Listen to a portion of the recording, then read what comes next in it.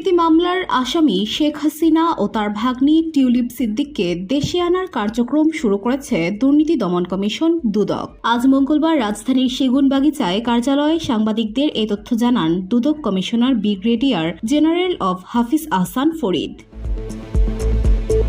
ক্ষমতাচ্যুত প্রধানমন্ত্রী শেখ হাসিনা ও তার পরিবারের সদস্যদের দেশে ফেরানোর বিষয়ে সাংবাদিকদের প্রশ্নের জবাবে দুদক কমিশনার অনুসন্ধান বলেন, আমরা কাজ শুরু করেছি। তাদের দেশে ফিরিয়ে আনার জন্য দুদক প্রক্রিয়া শুরু করেছে।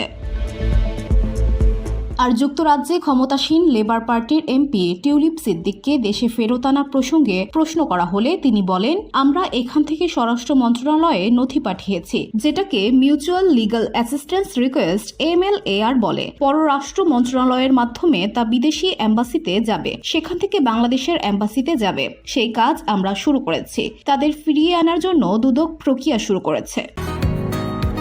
বসুন্ধরা, উত্তরা, বনশ্রী, কুড়িল ও বাড্ডা সহ রাজধানীর বিভিন্ন স্থানে অভিজাত ও অত্যাধুনিক মানের ফ্ল্যাট কেনার এক নির্ভরযোগ্য প্রতিষ্ঠান প্লেজেন্ট প্রপার্টিজ লিমিটেড। তাই আপনার স্বপ্নের আবাসনের জন্য আজই যোগাযোগ করুন। Pleasant properties limited, where destiny matures eventually. হাফিজ আহসান ফরিদ আরও বলেন, তাকে দেশে কিভাবে ফিরিয়ে আনা যায় এর জন্য আইনি প্রক্রিয়া সম্পর্কে আমি বলতে পারছি না। তার বিরুদ্ধে মামলা হয়েছে বাংলাদেশের নাগরিক হিসেবে। তাকে যেসব চিঠিপত্র দেওয়া হয়েছে তা তার বাংলাদেশি ঠিকানায় দেওয়া হয়েছে। তাকে বিদেশি নাগরিক হিসেবে বিবেচনা করছি না। মামলা যখন হয়ে গেল, তিনি বিদেশে অবস্থান করছেন, তাকে ফিরিয়ে আনার উদ্যোগ নেওয়া হবে।